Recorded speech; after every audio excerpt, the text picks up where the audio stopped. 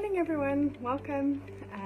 Just going to hold on a little bit, wait to see if we've got some people live with us. Just let me know if you can hear me, if you can see me. If you're catching the replay, please just hashtag replay. I apologize for my dogs in the background this morning. They are overly excited, so you will possibly hear their nails running around on the floor. So let's just wait a few minutes.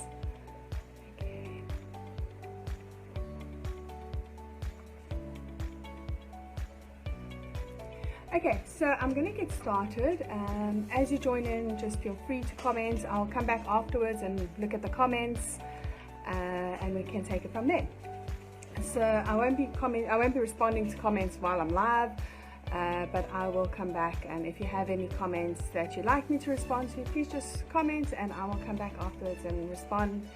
Same with hashtag replay. I will come back later and respond as needed. So Moms Are From Venus is something that I've kind of been creating partly unaware for many years. I think its foundation started actually long before I had children. I was working in corporate and my focus was change management and culture change and leadership development and things like that. And I started noticing that the female managers against whom there were the most complaints, whose teams were the most unhappy, had this way of almost trying to be, I think the common way that people describe it is to say, you know, that we live in a man's world and they're trying to almost be men in a man's world. And I used to sit back and I would think, this doesn't really work. Pushing, forcing, trying to be something that is clearly inauthentic to who you are doesn't work. You're creating a mess. You're creating this unhappy team, this unproductive team, and you're pushing for results, and you're pushing and you're pushing and you're pushing. And I used to sit and I think, you know, I am all for women in the workplace. I'm all for women in leadership, but I'm for women in these places. I'm not for somebody trying to be a man, you know, feeling that they need to act in a certain way, trying to do things in a certain way because they feel that's the way it has to be.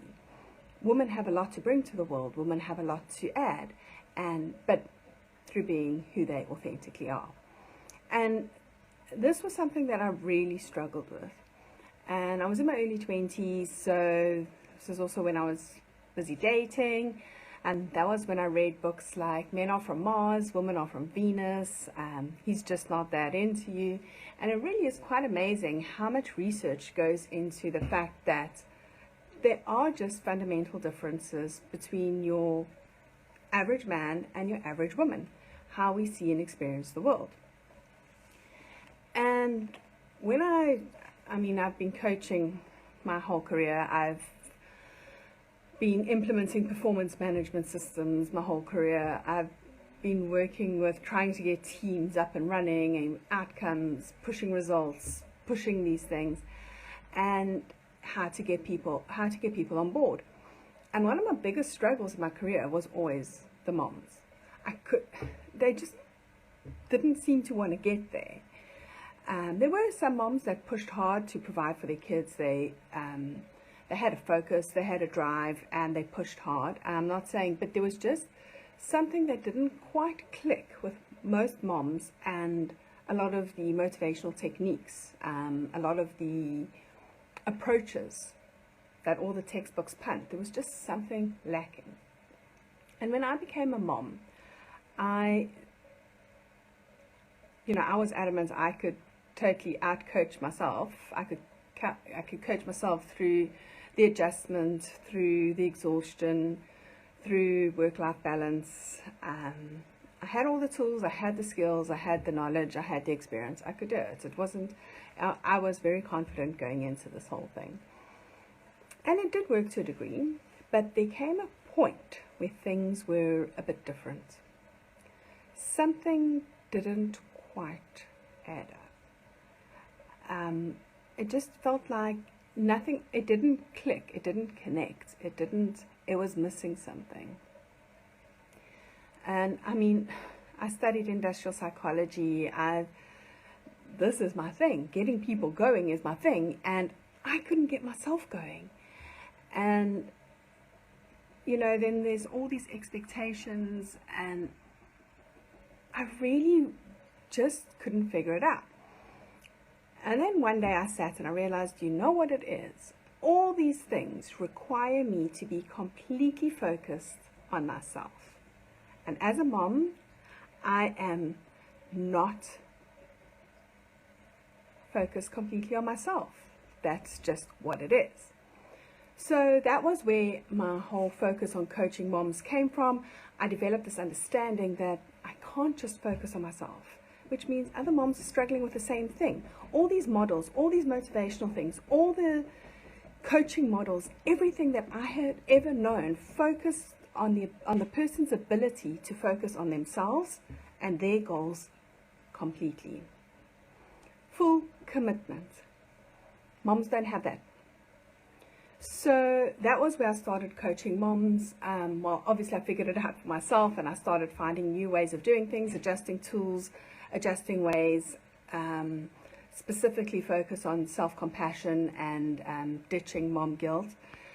And I started figuring this out in the coaching space, but there is something that travels through this. There is a thread that travels through from the story I told you about when I first started working, and I noticed all these managers that were trying to be men, you know, a woman in a man's world, figuring out that this is what they needed to do in order to be successful, thinking that they need to stand up, be aggressive, be hardcore, push, push, push. There is something there is a thread that travels from there to where I am now in my coaching with moms. And that is the feminine and masculine energies. There is so much research into the differences in how wounded women operate in the world, how wounded men operate in the world, and the way of nurturing it kind of to heal is different. It is just different. And I mean, we all happily agree that when we're dating and things like that, and when we look at our relationships, we can so see that men are from Mars, women are from Venus. We can see the difference. But yet when it comes to parenting and trying to be all things to everybody, we're looking at ourselves through the male lens, which is what results are we delivering, and what are we producing? Because that is ultimately what our society is built on. This whole idea of you have to produce, what is your output? And let's face it, motherhood isn't an output. I mean, we're all kind of hoping to raise good, decent human beings. You know, that our kids will be successful, emotionally well, and things like that. But let's face it, nothing is perfect. And it's also not an end goal. It's not like, well, you got through your breastfeeding journey, so now your kid's fine. Or you got through the nappies, you got through the sleepless nights, you got through primary school, you got through high school, you're surviving the teenage years, everything's great, everything's not great, whatever. It's not an end goal. I mean, I still call my mom. I still rely on my mom. It's not an end goal. It's not a journey. It doesn't produce results. Motherhood does not produce results. And this masculine space that we're in is about producing results. Your worth lies in what you are delivering. That's how society sees our worth. What size clothes do you wear?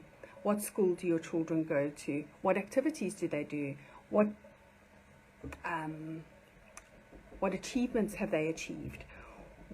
Everything is what. And what are we